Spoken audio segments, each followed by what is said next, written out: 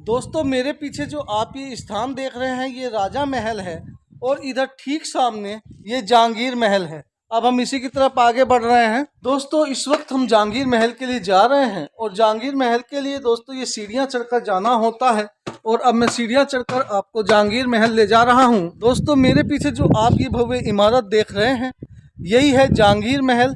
चलिए दोस्तों चलते हैं। और इधर जो आपको दिख रहा है ये शीश महल है। दोस्तों मेरे सामने जो आप ये शीश महल देख रहे हैं ये किसी समय में राजा उदात सिंह का महल था और जिसे बाद में राजाओं ने इसे मेहमानों के रुकने का स्थान यानी गेस्ट हाउस के रूप में तब्दील कर दिया और आज की डेट में ये एक होटल है। और दोस्तों ये होटल आजकल मध्य प्रदेश टूरिज्म डिपार्टमेंट द्वारा ही चलाया जा रहा है। और दोस्तों अगर मैं जहांगीर के बारे में बताऊं आपको तो जहांगीर जो है अकबर का ही एक लड़का था। दोस्तों जहांगीर ने ओरछा में 1605 से 1627 तक राज किया था। और दोस्तों जो जहांगीर थे बुंदेला राजा बीर सिंह देव के एक मित्र थे। चलिए दोस्तों अब देरी ना करते हुए हम इस जहांगीर महल में प्रवेश करते हैं। दोस्तों अब हम इस जहांगीर महल में प्रवेश कर रहे हैं। जहांगीर महल में प्रवेश करने के लिए आपको इन सीढ़ियों से होकर जाना होता है।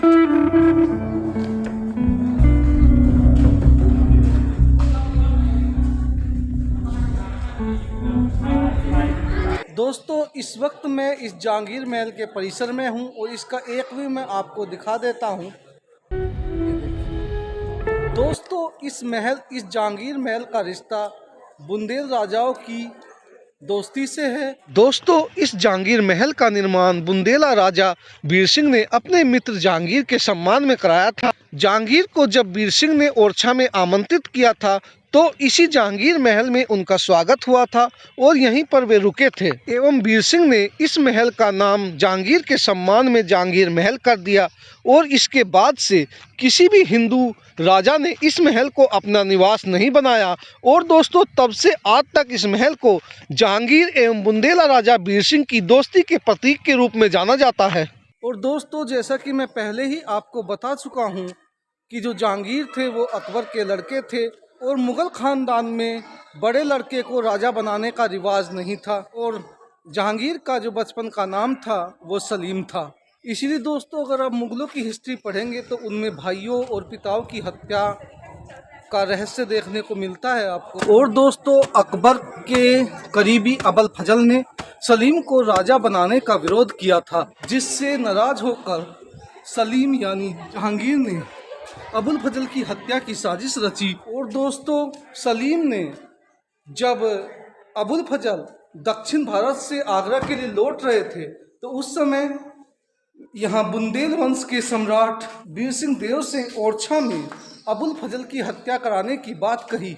और दोस्तों इस प्रकार बीर सिंह देव ने सलीम की बात मान ली और दोस्तों बीर सिंह देव की सेना ने ओरछा के नज़दीक अबुल फजल के काफिले पर हमला किया और अबुल फजल की हत्या कर दी। और इस प्रकार दोस्तों बीर सिंह ने अबुल फजल का सर कटवाकर इलाहाबाद में राजा सलीम यानी जहांगीर के पास भिजवा दिया जिससे जहांगीर बहुत खुश हुए। और दोस्तों इस प्रकार जब जहांगीर राजा बने तो उस समय उन्होंने बीर सिंह देव को ओरछा एवं समस्त बुंदेलखंड का राजा घोषित करके अपना ये एहसान चुका दिया। और दोस्तों इस प्रकार जहांगीर और राजा बीर सिंह आजीवन एक दूसरे के भरोसेमंद मित्र रहे।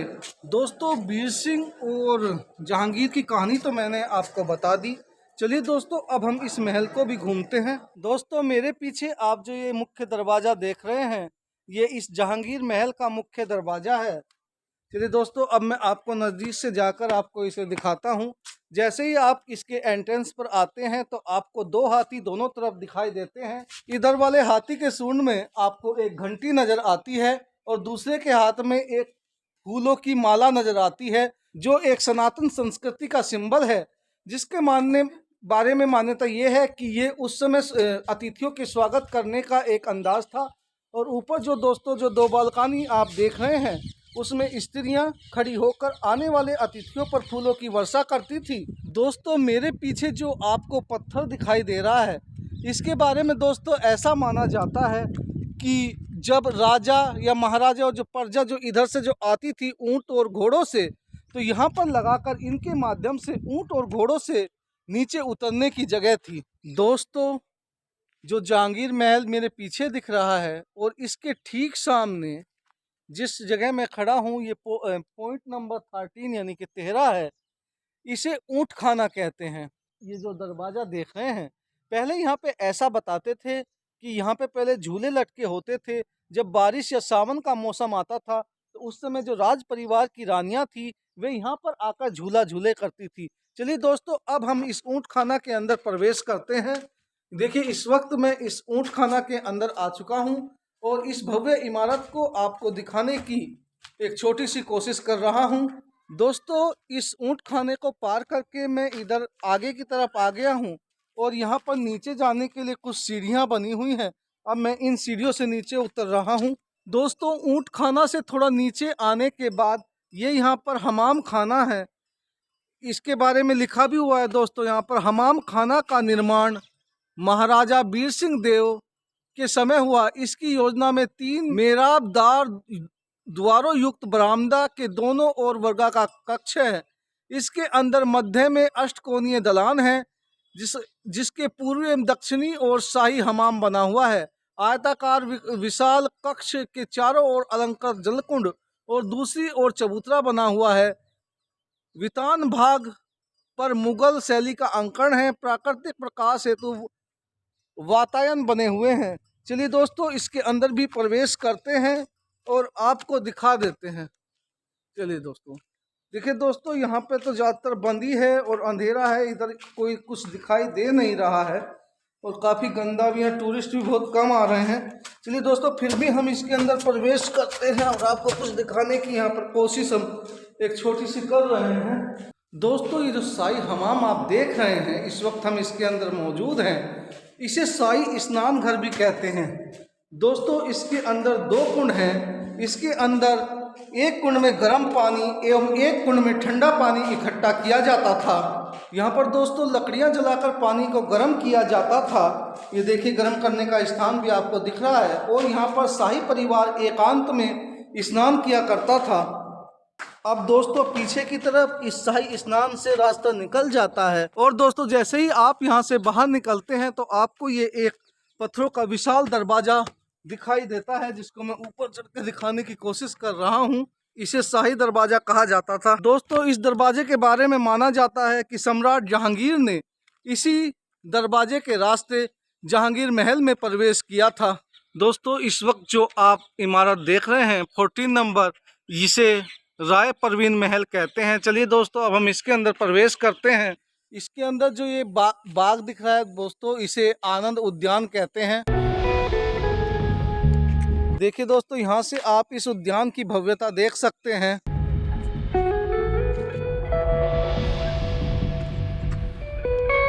दोस्तों, इस वक्त जो आप ये इमारत देख रहे हैं, इसे राय परवीन महल कहते हैं और इसका गार्डन भी दिखाया और ये राय परवीन महल है। इसी रास्ते से हम नीचे की तरफ जा रहे हैं। दोस्तों, राय परवीन महल के बाद अब हम रसलदार की कोठी आए हैं। ये देखिए, ये अभी यहाँ पर खंडर में है, कोई टूरिस्ट मुझे यहाँ पर नज़र नहीं आ रहा है। दोस्तों, रसलदार की कोठी का मतलब है घुड़सवार सेना के प्रमुख का घर था ये देखिए। ये दोस्तों इमारतें सभी अब खंडर के रूप में बदल गई हैं। दोस्तों, रसूलदार की कोठी से जैसे ही आप थोड़ा सा आगे बढ़ते हैं तो दोस्तों ये श्याम दाव की कोठी पड़ी है, जिसके बारे में कहा जाता है कि वीर सिंह के पुत्र बलवंत सिंह द्वारा परिवार सहित आत्महत्या करने के बाद महाराज को काफी पश्चाताप हुआ। उन्होंने उनके परिवार की एकमात्र जीवित गर्भवती पुत्रवधू को उसके पिता के घर से वापस बुलाकर इस कोठी का निर्माण करवाया। उसके पुत्र का नाम श्याम था, जो शाहजहां से युद्ध में जुवार सिंह के पुत्र उदयबान के साथ मारा गया था। श्याम दाऊ संभवतः बलवंत दाऊ का पुत्र था। दोस्तों, यह कोठी भी अब खंडर के रूप में तब्दील है, लेकिन फिर भी मैं आपको इसकी एक झलक दिखाने की कोशिश करता हूँ। देखिए दोस्तों, ये अब खंडर है, प्राचीन समय पे काफ़ी खूबसूरत रहा होगा। दोस्तों, राजा महल और जहांगीर महल दोनों घूमकर अब हम वापस आ गए हैं उसी स्थान पर जहां से हमने इन फोर्ट्स को घूमना शुरू किया था। दोस्तों इसीलिए अब इस सफ़र को यहीं ख़त्म करते हैं और मिलते हैं दोस्तों कल यहाँ से आगे के सफ़र में। तब तक के लिए नमस्कार, जय हिंद, जय भारत।